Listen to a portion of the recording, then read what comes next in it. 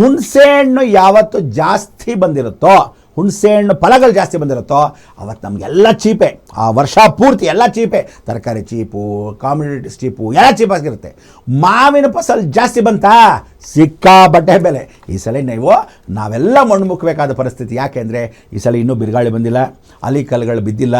ಎಲ್ಲ ಮಾವಿನ ಗಿಡದಲ್ಲೋ ಹೂ ಬಿಟ್ಟಿದೆ. ಎಷ್ಟು ಗೊಂಚು ಮಾವಿನ ಹಣ್ಣು ಅಂದರೆ ಬೆಲೆಗಳು ಅಭಾವಗಳು ಜಾಸ್ತಿ ಆಗುತ್ತೆ. ಸಿಕ್ಕಾಪಟ್ಟೆ ಒದ್ದಾಡಬೇಕಾಗತ್ತೆ ನಾವು. ಎಲ್ಲನೂ ಗಗನಕ್ಕೇರಿರುತ್ತೆ. ಅಂಥ ಒಂದು ಬೆಲೆ ಬಜೆಟಲ್ಲೂ ಇದೆ.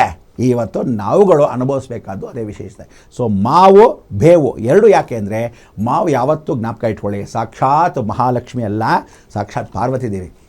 ಬೇವು ಯಾವತ್ತೂ ಮಹಾಲಕ್ಷ್ಮಿ. ಅದಕ್ಕೆ ಆ ಬೇವು ಜೊತೆಗೆ ಜೀವನ ಕಷ್ಟಪಟ್ಟು ಬೇವನ್ನ ದುಡ್ದಿರೋರು ಕಳ್ಕೊಂಬಿಡೋದು ಈಸಿಗೆ. ಆದರೆ ಗೈನ್ ಮಾಡೋದು ಅಂದರೆ ಅದನ್ನು ಗಳದು ಕಷ್ಟಪಟ್ಟು ತೊಗೊಂಡಿರೋ ದುಡ್ಡನ್ನ ಒಂದು ನಿಮಿಷ ಕಳಿಸ್ಬೇಡ. ಅದಕ್ಕೆ ಇನ್ನು ಮೇಲೆ ಈ 1.25 ವರ್ಷ, ಈ ವರ್ಷದ ಸಂವತ್ಸರದಲ್ಲಿ ನಿಮಗೆಲ್ಲರಿಗೂ ದುಡ್ಡಿನ ಅಭಾವಗಳು ಕಷ್ಟ ಆಗುತ್ತೆ, ಗಗನಕ್ಕೆ ಹೋಗುತ್ತೆ. ಯಾವ ಕಾಲಕ್ಕೂ ಬೆಳ್ಳಿ ಬಂಗಾರಕ್ಕಿಂತ ಹೆಚ್ಚೋಗುತ್ತೆ. ಬರೆದಿಟ್ಕೊಳ್ಳಿ ಎಲ್ಲರಿಗೂ. ಅಂದರೆ 2029ವರೆಗೂ ಬೆಳ್ಳಿ ಬಂಗಾರ ಹೀಗೆ ಮೇಲೆ ಕೆಳಗೆ ಹೋಗುತ್ತೆ. ಬೆಳ್ಳಿ 3 ವರ್ಷ ಬಂಗಾರಕ್ಕಿಂತ ಜಾಸ್ತಿ ಇರುತ್ತೆ.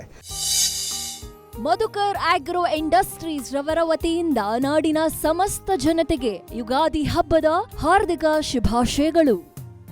ಅದಾದಮೇಲೆ 2029 ಆದಮೇಲೆ ಬೀದಿಲಿ ನಾವೇನೋ ಇದನ್ನು ನೋಡಿದ್ವಿ, ಎಲ್ಲಿ ವಿಜಯನಗರ ಸಾಮ್ರಾಜ್ಯದಲ್ಲಿ ಅಲ್ಲಿ ಬೆಳ್ಳಿ ಬಿದ್ದಿದಂತೆ, ಇಲ್ಲಿ ಬಂಗಾರ ಅಂತ ಎಷ್ಟು ಚೀಪ್ ಅಂತೆ, ಆ ಥರ ಕೇರವಾಗಿ ಹೊಟ್ಟೋಗುತ್ತೆ. ಇದು ಬರೆದಿಟ್ಕೊಳ್ಳಿ. ಅದು ಯಾಕೆಂದರೆ ಗುರು ಇವಾಗ ಚಂದ್ರನ ನೋಡ್ತಾ ಇದ್ದಾನೆ. ಚಂದ್ರ ಏನು ಗಜಕೇಸರಿ ಯೋಗ, ಬೆಳ್ಳಿ ಪದಾರ್ಥಗಳು ಹೆಚ್ಚಾಗಿರುತ್ತೆ ಅಂತ.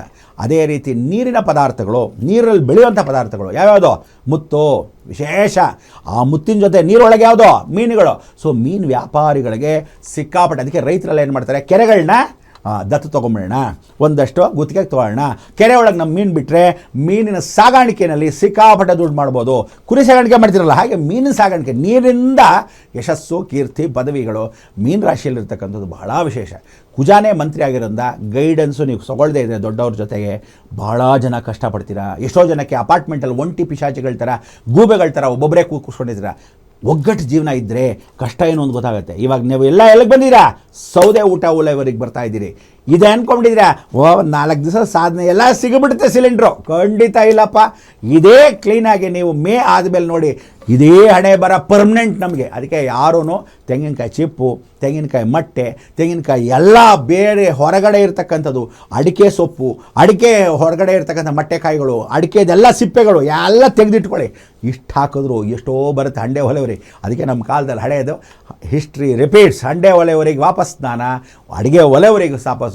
ಉಹು ಅನ್ನೋ ಪದಾರ್ಥಗಳು ನೀವು ಅಭ್ಯಾಸ ಮಾಡ್ಕೊಂಡಿದ್ರೆ ಭಾಳ ಕಷ್ಟ. ಅದಕ್ಕೆ ಜೀವನ ಯಾವತ್ತು ತಿಳ್ಕೊಳ್ಳಿ, ಒಗ್ಗಟ್ಟಾಗಿದ್ದರೆ ಇವರಲ್ಲದೆ ಅವ್ರು ಮಾಡಿಕೊಡ್ತಾರೆ, ಅವರಲ್ಲದೆ ಇವ್ರು ಮಾಡಿಕೊಡ್ತಾರೆ. ಊಟ ಉಪಚಾರಗಳಲ್ಲಿ, ರೋಗನಿಷ್ಠೆಗಳಲ್ಲಿ ಈ ಸಲ ಸೇನಾಧಿಪತಿ ರೋಗನಿಷ್ಠೆಗಳು. ಅದಕ್ಕೆ ಇದೆಲ್ಲ ಯುಗಾದಿ ಹಬ್ಬಕ್ಕೆ ನಾವು ಆಚರಣೆ ಮಾಡಬೇಕಾದ್ರೆ ಒಗ್ಗಟ್ಟು ಬಹಳ ಮುಖ್ಯ. ಎಲ್ಲರೂ ಸುಖವಾಗಿರೋಕ್ಕೆ ಈ ಯುಗಾದಿ ನಮಗೆ ಪಾಠ ಕಲಿಸ್ಕೊಳ್ಳೋ ಹಬ್ಬವಾಗುತ್ತೆ. ಅದಕ್ಕೆ ಪರಾಭವ ನಮ್ಮ ಸಂವತ್ಸರದಲ್ಲಿ ಸೋಲಕ್ಕೆ ಹೋಗಬೇಡಿ, ಧೈರ್ಯವಾಗಿರಿ ಅನ್ನೋದೇ ಈ ಒಂದು ಪಾಠದ ವಿಶೇಷತೆ.